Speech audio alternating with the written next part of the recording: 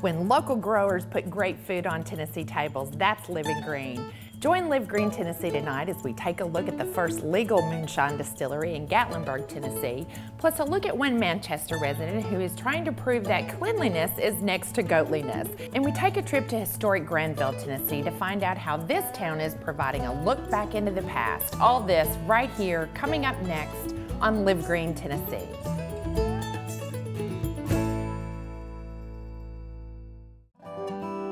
This program is brought to you in part by the Tennessee Department of Agriculture. This summer, there's fresh, local food grown by a farmer you know at Tennessee farms and farmers markets near you. There's fun there too, with berries to pick, animals to pet, games to play, fish to catch, and color you can bring home to last all summer long. This summer, find yourself on a Tennessee farm with picktnproducts.org. and by the U.S. Department of Agriculture, Southern Sustainable Agriculture Research and Education,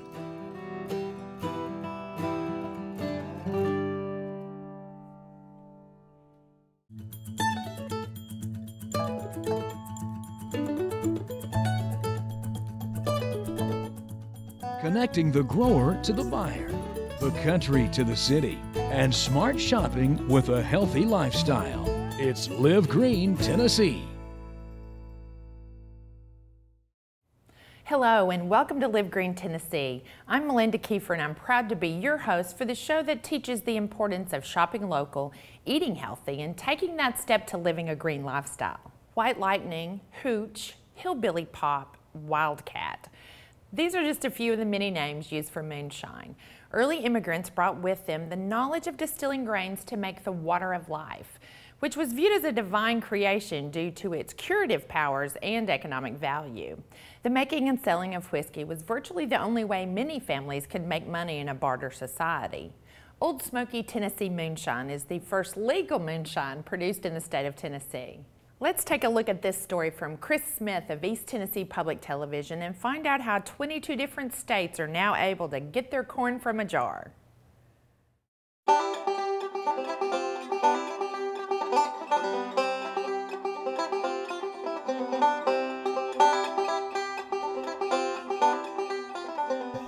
I'm Joe Baker. I'm from Sevier County. I grew up in the Pigeon Forge, Gatlinburg area. And we started Old Smoky Distillery about a year and a half ago. In July of '09, the law passed in Tennessee that allowed for the distillation of spirits.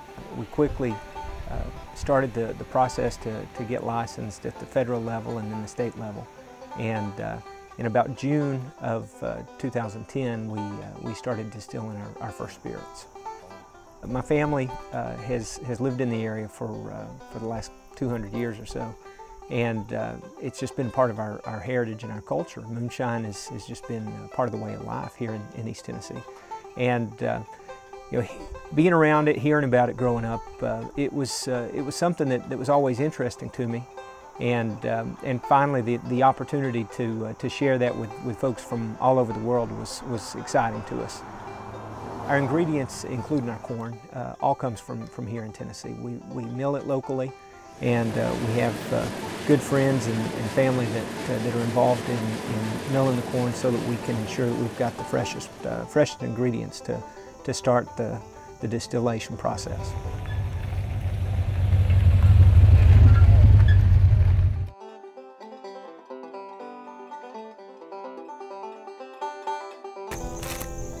Well, my name's Clive Valentine.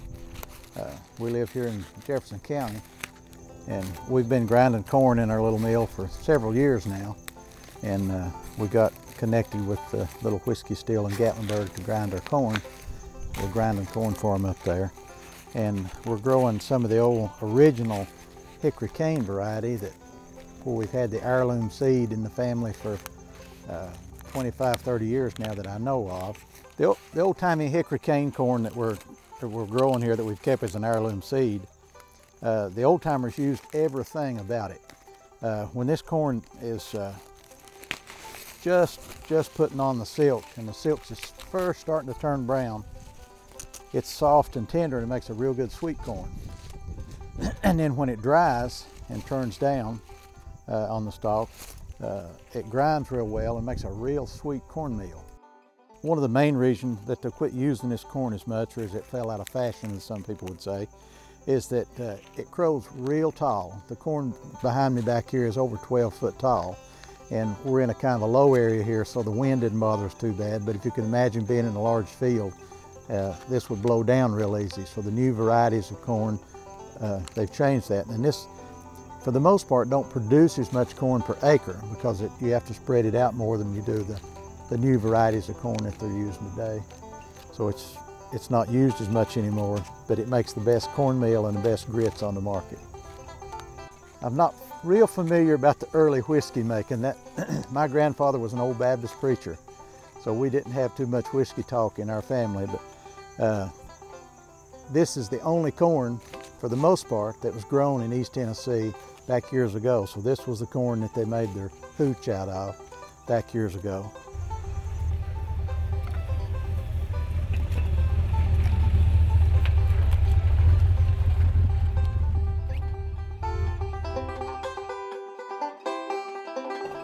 Once we get our corn, we bring it here to the Valentine Mill, which is here at Deep Springs, just outside of Dandridge, Tennessee. When we bring our corn in, we've got a loading system outside that brings it in. We put it in our bins upstairs, and then it comes down into the elevators, goes through a cleaning system that's got a scouring machine and a sifter and a blower system on it. Get the corn good and clean, get all the dust and shuck and cob out of it. And then it comes into the hopper above me right here, above the stones. This is the stones where the process is actually done. We grind it. Once it's ground, it comes through the spout, and this elevator takes it back upstairs.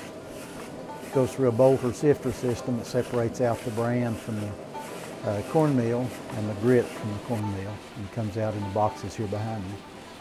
And then it's bagged up, weighed out, and brought to the sewing machine here and sew the bag up, stamp our name, and it's ready to be sent up to the whiskey still to make whiskey. Hi, I'm Justin King. I work for Old Smoky Distillery. I'm the master distiller here, and I'm going to show you how our process works. We bring all the corn in from Clive's Mill, Valentine Mills, and we actually do a corn wash. We actually heat water up, we add our corn to it, and that makes all your starches in the corn turn into fermentable sugars. We then actually cool the corn down back down to room temperature. We add our yeast to it, and then at that point we pump it in the fermenters to start our fermentation process. During the fermentation process, the yeast eats up all the natural sugars in the corn that we'd converted from the starch, and that's what actually makes our alcohol. Then we pump it actually into our pot still, and at that point you heat it up to around 175 degrees. That's when the alcohol separates back from the corn mash, and it's sent through our still, it's condensed, and you have moonshine. My favorite is just your traditional corn whiskey. It's a true East Tennessee moonshine.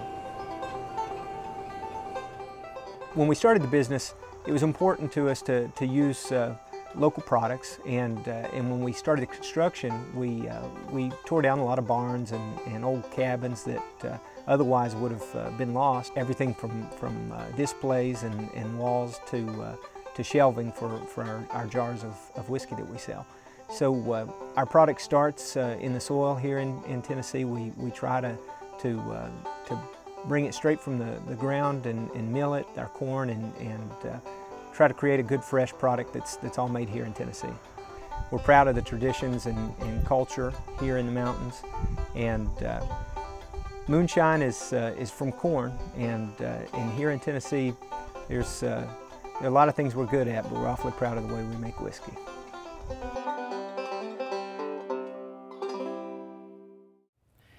We often showcase Tennesseans who are providing the freshest product, take a look at historic farms, or even visit with people who are trying to make our great state a little cleaner by providing eco-friendly options.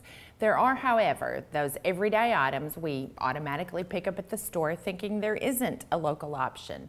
One of these is soap. Live Green Tennessee recently visited with Tracy Hansen of Hansen's Milk and Honey Farm in Manchester, Tennessee. Making soap out of goat's milk for nearly 10 years, Tracy just recently started selling her homemade goat milk soap. With her sniff tester and her daughter Katie by her side, Tracy has found that word of mouth and a solid product has caused her new business to boom right from the start. Hanson's Milk and Honey Farm started at about 2004 when we had about 3 beehives. My husband's father was a beekeeper for a long time, and when he hung up his veil, he handed it down to him.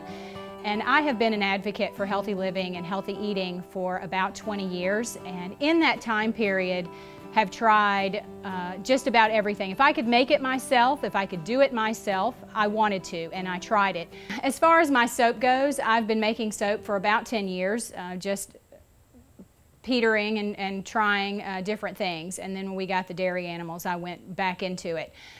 Soap making for me was, like I said, I wanted to try anything that I could do myself and do it naturally.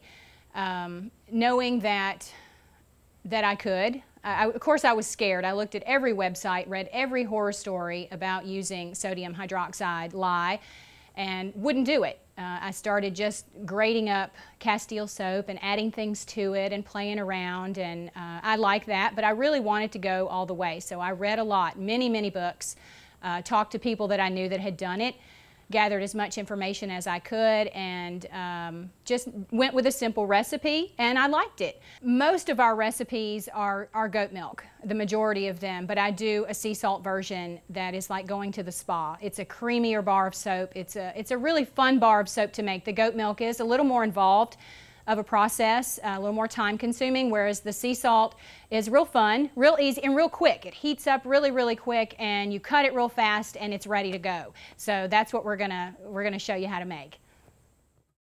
Okay, now we're gonna show you a simple process of making sea salt soap. We have all our oils and butters and essential oils already out. So first, I've already measured out my oils into my bowl here. I pre-melted the oils, and I've put the lye into the water. You always want to put your lye into the water. Imagine it diving into the water like that, because it can cause a reaction the other way. So you always want to pour lye into your water. And so it's been sitting for maybe an hour, and it's come down to about maybe 110 degrees now, and it's ready to be poured in to the oils. So very carefully and slowly, I'm going to pour the lye solution into my oils, stirring while I'm doing it to go ahead and start it mixing very slowly. And as you can see, it's starting to turn the color just a little bit. Thicken it up just slightly. Some people will stand at the stove and keep it warm and stir. Other people will do it in a blender. I like to use this stick blender. I think it goes just a little bit faster, and it's just your personal preference, what you like to use.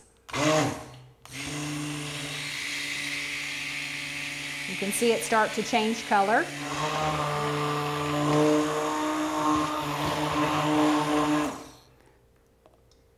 See, it's nice and thick.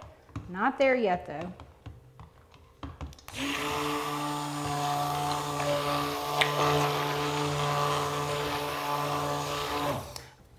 And so now we're going to add essential oils of patchouli and orange, which is a favorite around here.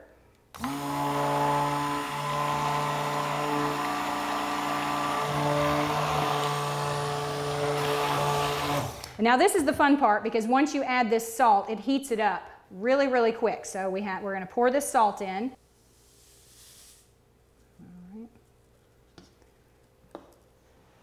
And most of the time it will thicken up really quickly after you add the salt. And I think I've reached a pretty good trace here. So I'm going to set this down. Now that we've reached that trace, we're going to get our pre-lined mold. This is one of the molds that my husband made. This is a slab mold. It makes a slab. There are others that make more of a log. And also with the goat milk soap, it heats up a little bit more. And in a slab, it doesn't quite get as hot, and it won't have, sometimes you can get a center, sort of a burn in the middle with a goat milk soap. So a slab for me works better to keep the temperature at even. We're going to pour this into the mold And sometimes it can get very, very thick quickly and you just have to dump it as fast as you can, but we have a very nice trace here. Nice and pourable. Very good trace.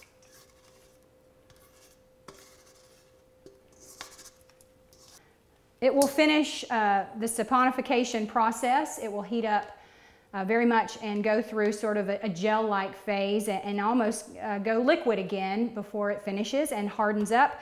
With a sea salt bar, in a couple of hours is all it takes for that, and you're ready to cut it and you can use it then. So this, just let this sit over here. And I have another one that I did that is a goat milk soap, and it's the same type. This freezer paper off, and my husband did some lines so that I can just cut it right up into bars very easily, very even. I don't mind if the bars are not perfectly cut. I think it adds to the character of what we do here. And so I just take a cutter, cut it right down, and you've got 12 bars of soap. The farmers market was an opportunity that we were not really looking for. We'd thought about markets and kind of decided that maybe that wasn't something we wanted to invest a lot of time in. Most of them are on Saturday mornings, and that's when we get a lot of farm work done. And when we saw a flyer for Beans Creek, I said, you know, they don't have a honey producer. Why don't we go and give it a try? So we contacted them and spoke with them, and they said, yes, we would love to have you. And so from there, that's how we've gotten our feet wet. It has been so overwhelming to me. Like I said, I expected the honey to sell and maybe sell a few bars of soap, you know, just to move the inventory and be able to make some more, because it's a great hobby and I love doing it and I wanted to share it with other people. So I was amazed at how receptive this area is to natural products and asking for other things, and can you make X, Y, or Z, and when will you make, and a liquid soap, which I've started now working on, and I have testers using to see what they think of that, which would move into shampoos and conditioners, you know, lots and lots of fun things. So yes, overwhelmed, yes, but in a very good way. I like Tracy's soap because it's all natural, it makes my skin feel better. And it's done a lot of wonderful things for me and my husband, as far as skin and just the whole feeling, the body and the cleansing, and I like all natural. I've done all natural soaps, and I find hers to be the best so far. I do all natural eating, oils. I do a lot of different all naturals, so for me this is just another step towards being more natural. If you want to use all natural soap, I think it's just better for you to get the products, the synthetics that consumers or everybody's been putting into our soaps to feel better, to get rid of just bad products that we're using that's making us fatter. The knowledge that people want natural products, that they don't have to drive far to get it, and that they want it from someone local. You know, that's not just a fad or a buzzword, that people do want to support local artisans, local craftspeople, and they want to know who these people are in their community, the relationships that are built. Yes, it's fun to go and sell things, and sure, it's great to make some money doing it, but the community that's built, the friendships that are made, and knowing that people want natural products has been very, very satisfying for me. Historic Granville, Tennessee is described as a riverboat town located on Cordell Hull Lake with a strong history. The town is scattered with historic buildings, including the T.B. Sutton General Store. With all the rich history the town already offers, it is about to provide even more. Let's take a look at how the folks down in Granville are gearing up to take us on a step back in time.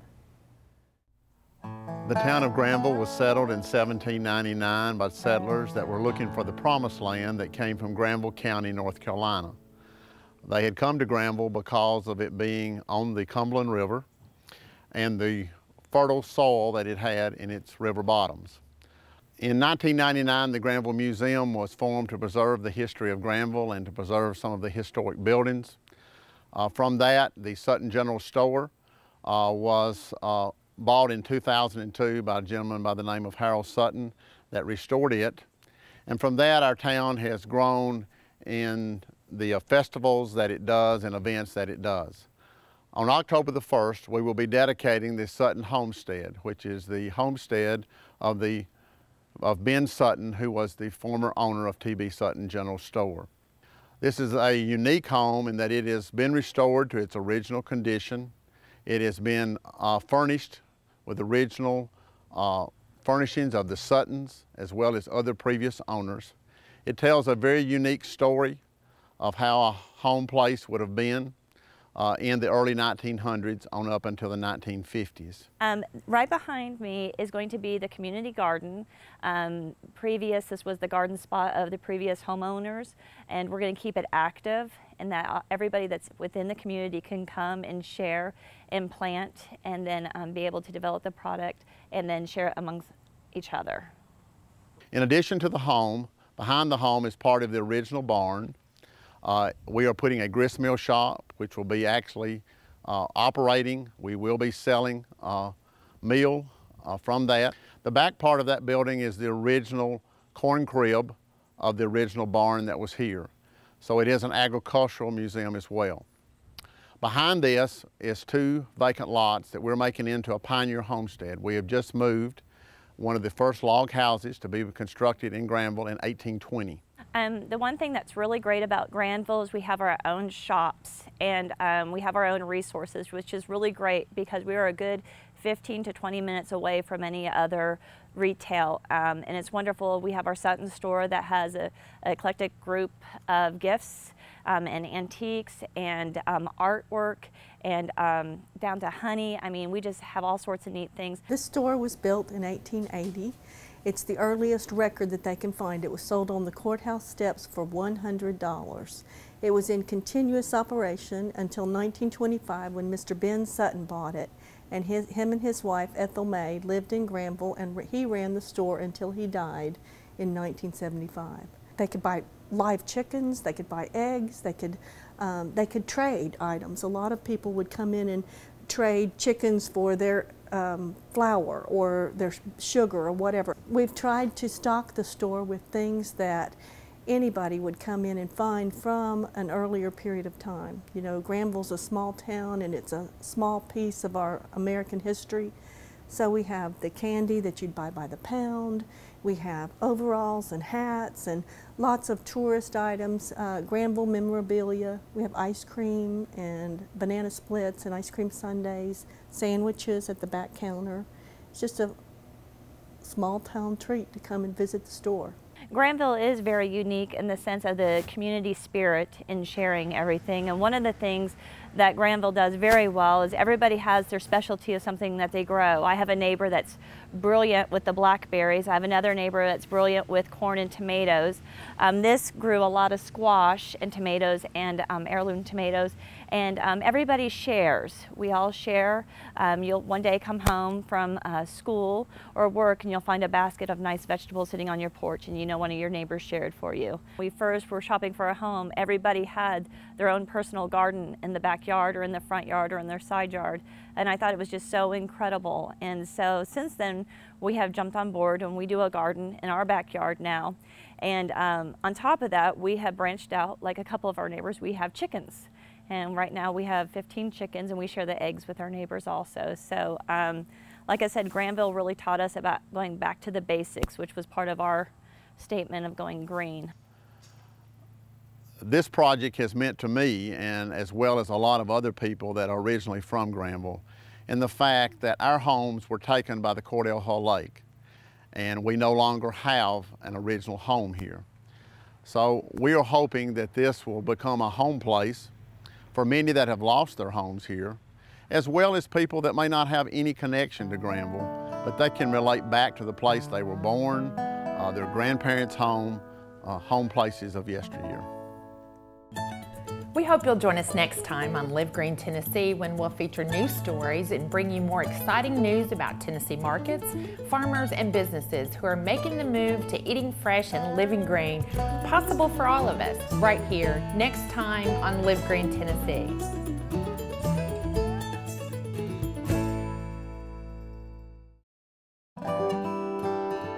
This program is brought to you in part by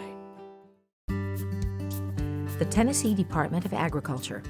This summer, there's fresh, local food grown by a farmer you know at Tennessee farms and farmers markets near you.